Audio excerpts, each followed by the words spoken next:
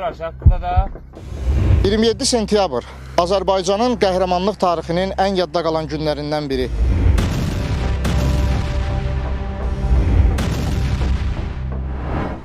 Kəlbəcər istiqamətində Murad dağ silsiləsində düşmənə qarşı əks həmlə əməliyyatına başladıq. Biz çox iddialı idik və bu görünürdü. Yəni dayanmaq kimi bir niyyətimiz yox idi.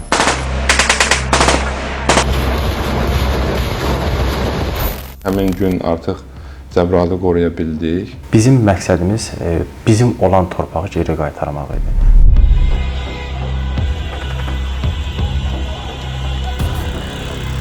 Daşveysəlli kəndi istiqamətdə olan döyüşlərdə düşmən snayperi tərəfindən yaralandım. 2 dəfə minaya düşərək hər iki ayağımı orada itirdim. –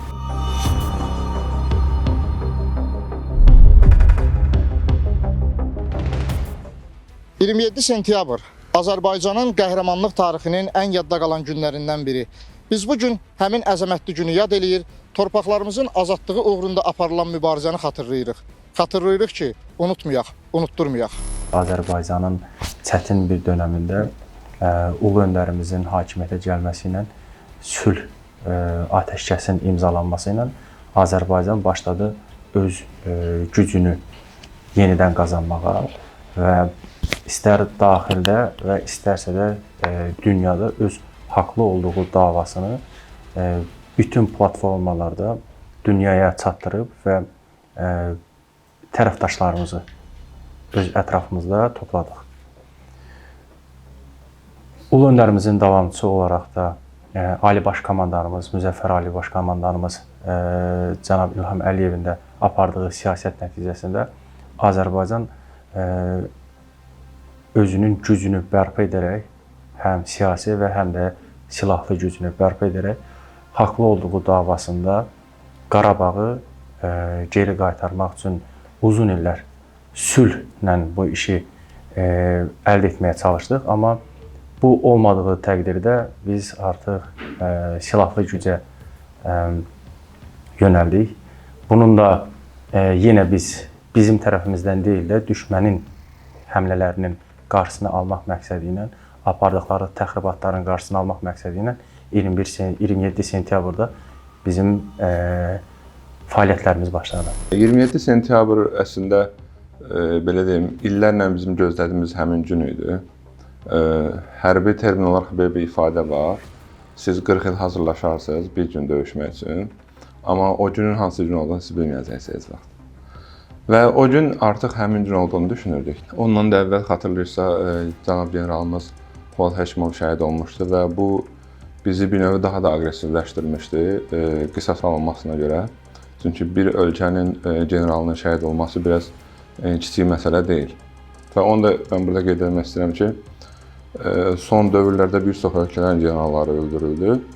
Amma mən düşünürəm ki, Azərbaycan qədər bunun misli ilə cavabını verən bir ölkə yoxdur. Və bizim bir generalımızın şəhid olması onların tamamilə ordusunun darmadağın olmasına gətirib çıxarır.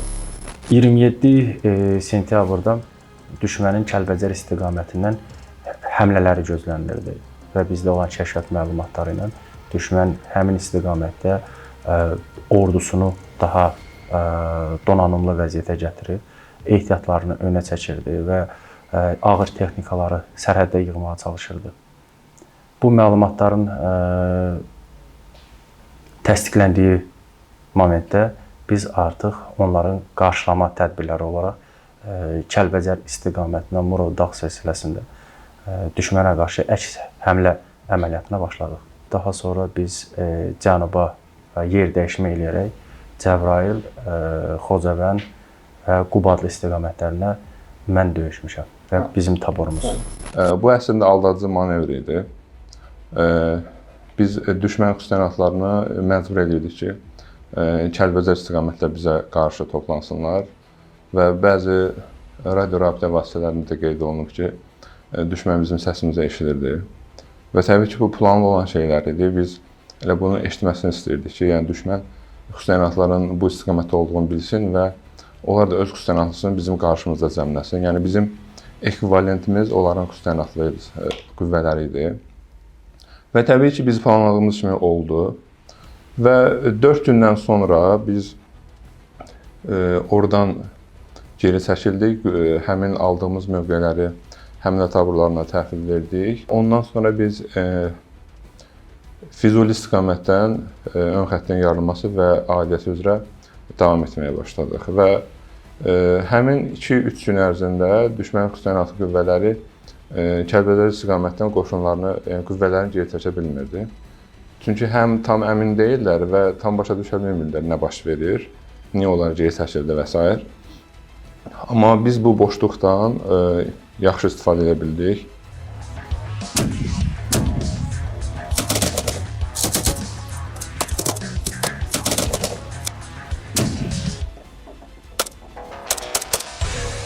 Ohanyan səddinin zəif olduğunu biz Azərbaycan Xüsusi Təyinatlı Qüvvələri 2016-cı ilin aprel döyüşlərində sübut elədik. O səddi biz 25 dəqiqəyə keçərək Talış kəndində 8 saat döyüşmüşük. Azərbaycan Xüsusi Təyinatlı Qüvvələri. Yəni keçilməz deyilən sədd 25 dəqiqəyə keçilmişdi. Azərbaycan Xüsusi Təyinatlı Qüvvələrinin bir taboru tərəfindən. Normalda 2-3 eşelon aparırlar. Düşmən 5-ə qədər aparmışdı bunu. Yəni bir mövqedə itirirsə geri çəkilib başqa bir mövqeni hazır bir mövqedə döyüşü davam elətdirmə gücünə sahib idi. Və o mövqeni itirəndə yenə də geri çəkilirdi. Hazır həm tanklar, həm zirehli texnikalar, həm də piyada heyətin döyüşməsi üçün öncədən hazırlanmış səngərlər, blindajlar, okoplar olduğu üçün bu səddin güclü olmasının mifinin mahiyyəti bundan ibarət idi ki, eşelonlaşma 5-ə qədər var idi. Ərazini zamanında daha yaxşı əzbərləmişdik və təlimlərimiz çox sərt olmuşdur və ərazi qırışlarından olaraq hərbiçi beyni ilə düşünərək ərazi qırışlarından, örtü gizləmə faktorlarından istifadə edərək gecə döyüşlərini apararaq əməliyyatları düşmən arxasında düşməndə o xofu zamanında Azərbaycan Xüsusi Təyinatlı Qüvvələri yaratmışdılar. Və bizim gəldiyimizi biləndə istər-istəməz düşmənin iradəsi qırılırdı. Və oranı aşandan sonra biz təbii ki, onlar növbəti eşelonlara çəkildi, müqavimət göstərməyə çalışdı. Amma onu sizə qeyd edirəm ki, biz çox iddialı idik və bu görünürdü. Yəni dayanmaq kimi bir niyyətimiz yox idi. Və uğurlu şəkildə davam etdik. Oktyabrın 6-ya 8 araları idi. 6 ya da 8 bu ikisindən biri olmalıdır. 20-in üzərində olan bir qüvvə olaraq və düşmən bizə 200-dən çox canlı qüvvə ilə və müşahidə etdiyim qədərilə 8 tankla 4-ü mövqedən 4-ü açıq hücuma keçmişdi. Və möcüzəvi şəkildə onlar məhv olundu və təbii ki, bizim həmin döyüş əsnasında bir növü yəni ümid tükənmiş ki, biz buradan sağ çıxa bilməyəcəyik. Çünki biz artıq mühasirəyə düşmüşdük. Artıq yaxın döyüş gedirdi, amma tanklar da onlarla bərabər hücuma keçdiyinə görə artıq baskı üzərimizdə çox idi. Və bir növü təşəbbüs onlardaydı həmin vaxtı. Bizim 2 tankımız, hansı bizdə ehtiyatdaydı, gözləmədəydi. Onların aktiv hücumu və bizim, mən o şəxslərin aqibəti barədə məlumatım yoxdur. Bir zabit və bir müddətdən artıq hərbi qulluqçusuydu. Sıradan çıxarılmış bizim Sent-Qət döyüş maşını işə, yəni özü artıq işlək deyildi, amma atıcı qurğuları işlək vəziyyətdə idi. Spike raketi ilə 4 tankın 4-ünü də tam şəkildə məhv etdi. Bir növü düşmən tərəfindən bu biraz şok yaratmışdı. Doğrusu biz də çaş qalmışdıq ki, burada nə baş verir. Və baxdım ki, onlar da ayaqüstə sanki bir affet vəziyyətindələr, durmuşlar. Və bu zərbələrdən sonra bizim 2 tankımız hücuma keçdi. Yəni yaxşı manevr idi və maraqlı bir səhnə idi. Və artıq bu bizə yeni bir ilham verdi həmin əsnada. Orada biz müqaviməti düşünürdük, amma artıq biz hücuma keçməli olduq bu halda. Yəni bir növ həmin anın təşəbbüsünü ələ ala bildik. Və hücuma keçdiksə onlar geri çəkildi, artıq onlar qorxmuşdular, bu görünürdü. Və bizim tankların, 2 tankın hücumu, irçaplı pulemyotlardan da atəşi, onları belə deyim, tam şəkildə qorxulmuşdu, artıq üstünlüyü itirmişdilər. Və biz həmin gün artıq Cəbrayılı qoruya bildik və onlar növbəti səfər qüvvələrini geri çəkərək əsasən Hadrut istiqamətində cəmləşdilər.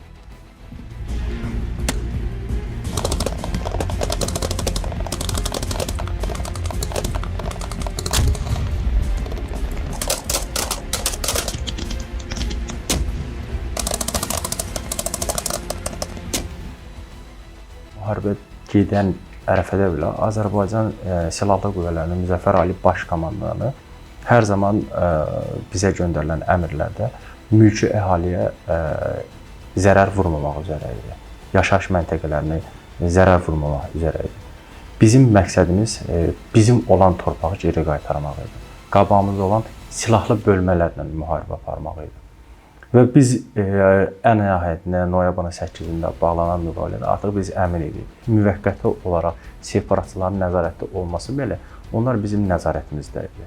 Orada Azərbaycan ordusunun, Azərbaycan dövlətinin nəzarətində idi və bu məsələnin biz əmin idik ki, ən qısa bir zamanda öz həllini tapacaq. Əsasən müharibənin mən deyə bilərəm ki, Füzuli, Cəbrayıl və Hadrut istiqamətləri ən ağır döyüş şəraiti olan sahələrdir. Mən elə düşünürəm, analizlərimə əsasən. Çünki o istiqamətlərdə qoşun toqquşması oldu. Biri var hansısa bölmə ilə hansısa bölmə döyüşsün, yəni bu normaldır. Amma bir növ bu dediyim istiqamətlərdə onlar qoşunlarının, belə deyim, əsas qüvvələrini, onların Müdafiə Nazirliyinin balansında olan xüsusi qüvvələri cəmləmişlər və daha üstün vasitələrlə, gücləndirilmiş bölmələrlə və nisbət olaraq bir sıra istiqamətlərdə onlar üstünlüyü təşkil etməyinə baxmayaraq, amma çevik hərəkətimiz bizi təbii ki, önə salırdı. Növbəti əməliyyatlarımızdan biri idi, səhər saatları idi, ayın 19-u idi, oktyabr ayının 19-u idi. Əməliyyatlarımızdan biz həmin vaxtı ayın 18-i Dağ Tomas kəndlərini düşməndən azad etmişdik və səhərsi gün əks həmləri davam edərək düşmənin mövqelərini aşkara çıxardıb onları sıradan çıxartmaq əməliyyatlarını icrası üçün hərəkətə başladıq. Təxminən Həkəri çayı istiqamətində ətrafında düşmənin hazırladığı mina puskusuna mən düşərək, 2 dəfə minaya düşərək hər iki ayağımı orada itirdim. Cəbrayıl və Cəbrayıldan sonra Daşveysəlli kəndi istiqamətdə olan döyüşlərdə düşmən snayperi tərəfindən yaralandım və oradan geri çəkilərsən növbəti artilleriya zərbəsi aldım, qapalı kəllə beyin travması və bir növ huşum getmişdi, sonradan ayıldım. Çətin proses idi və yaralanmağım bizim bir yoldaşımız var, Nəvai Bayramov. Onu xilas etmək üçün idi, o açıq sahədə qalmışdı, düşmən snayperi ona atəş açırdı və bir növ affet vəziyyətə düşmüşdüm. Eşidirdim səsləri, amma bir növ hərəkət edə bilmirdim. Və növbəti güllə yerə dəyəndə mən artıq bunun snayper olduğunu qərarına gəldim və atış tempindən normalda müəyyən etmək asandır. Və o vaxt mən manevr edərək həmin ərazidən çıxdım və orada mənə Rüfət Abdullayev və Vüqar qardaşımız, Səfərov Vüqar mənə ilkin tibbi yardım göstərdilər və oradan mən özüm ayrıldım aidiyyəti üzrə təxliyə məntəqəsinə.